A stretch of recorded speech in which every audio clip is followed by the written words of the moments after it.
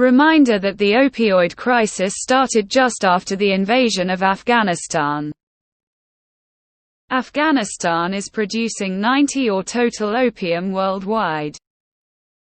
One of the biggest health crises started just after the US invaded the country and hoarded their resources.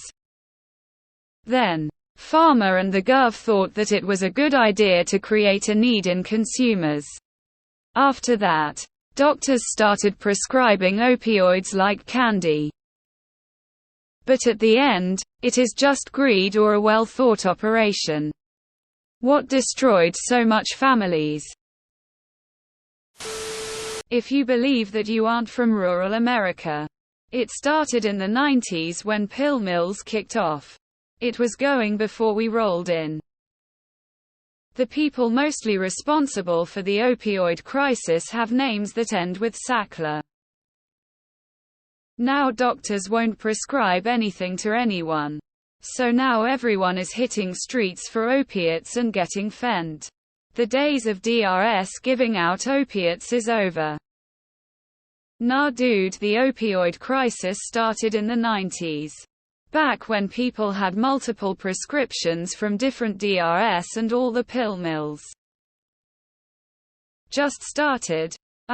No. Back in the 1830s. China fought 2 wars in an attempt to stop a nationwide opium epidemic, the illegal importation of opium from India. The importers, Great Britain. And Great Britain won. 2. The opium and money continued to flow. And China got fucked, they had to pay the Brits for their losses. Hand over Hong Kong to them. As well as make it easier for the Brits to live there and keep trading.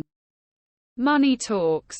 Watch the amazing mini-series Dopesick and you will never, ever want to even take fucking Tylenol ever again. This shit has been going on for centuries.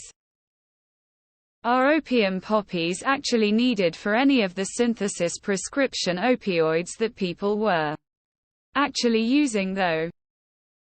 It was here since Nam. Interesting how once fentanyl from China became the main street opiate. We pulled out of Afghanistan face with monocle. Taliban outlawed the growing of opium in 2000.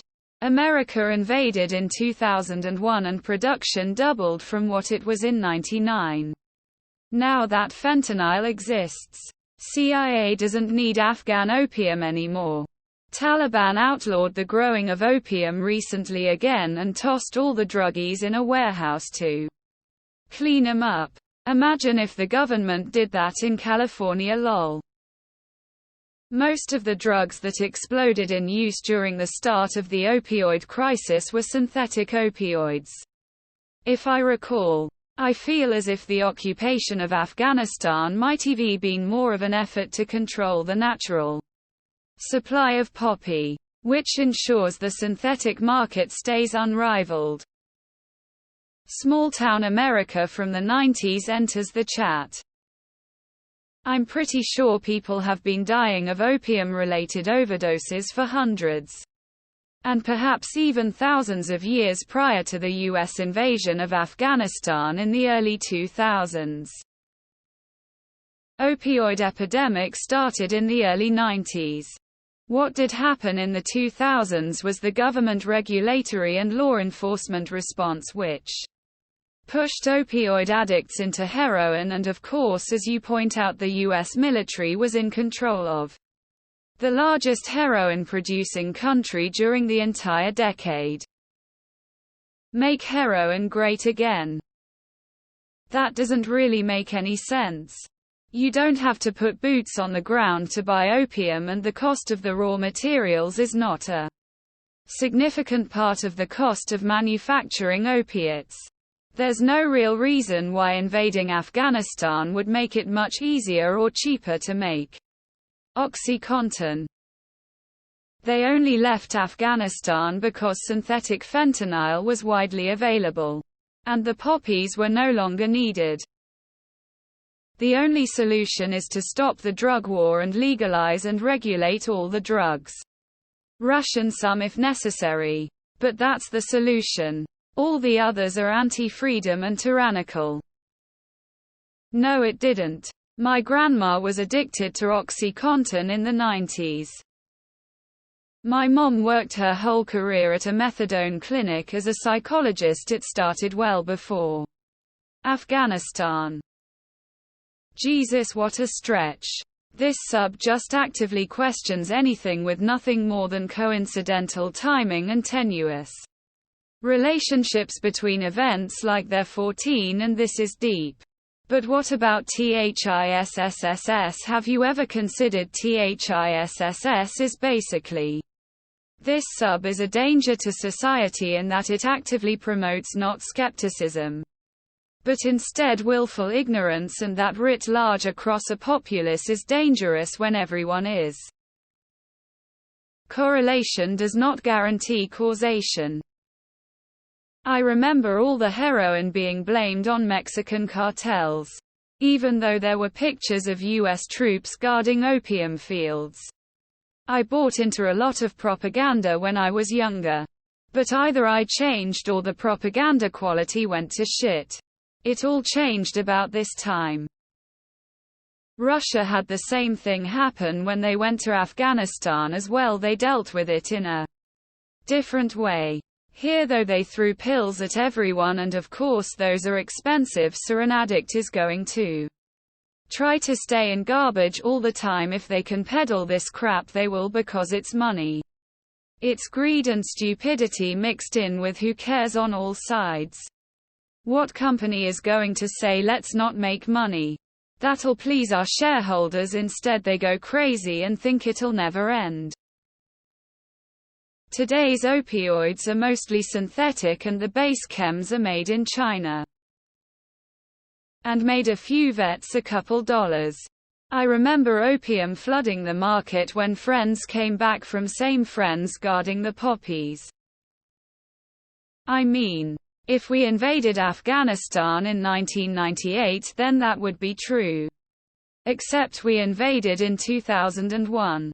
I am a casualty of the drug war and opioid epidemic. I was in a car accident in 2000. Was prescribed a massive amount of opioids then and every month for a long time. Lol, what? This is completely false and fake news. Reminder 99 of the ads in here are utter nonsense. Crack epidemic started after US had violated international law by supporting the Contras in their rebellion against the Sandinistas and by mining Nicaragua's harbors. That's why Bush wanted control of Afghanistan so badly. How else could our government ensure millions of Americans remain addicted to opioids? Every search for the beginning of the opioid crisis turns up mid-90s. Afghanistan wasn't mid-90s. And I remember Afghanistan clearly. See Ozark. The CIA folks probably getting crazy rich off that poop. All 'cause it's Eli Lilly and country. Especially at the time Big Pharma. Revolving door politics. Between Eli Lilly and GlaxoSmithKline. Just Google, look up Eli Lilly and the Bush family, lots of juicy deets. Can confirm. We have it all. And I made sure of it. Thank goodness Joe Biden got us out of Afghanistan. They told us to go and oust the Taliban controlling the fields, their income, then burn the fields. After the tally were run out we were told to stand by. Later the CIA came in and, well, you all know the rest. Crazy thing is that the opioid crisis only exists in the US. Forgot the end part when China stepped in with the fentanyl. Hard to blame them though, since the West almost destroyed them with opium back in the day. It happened when the ACA passed. Just we did with like Colombia in the 70s 80s. Only thing is they didn't have a foot in with our oil supplying Saudis.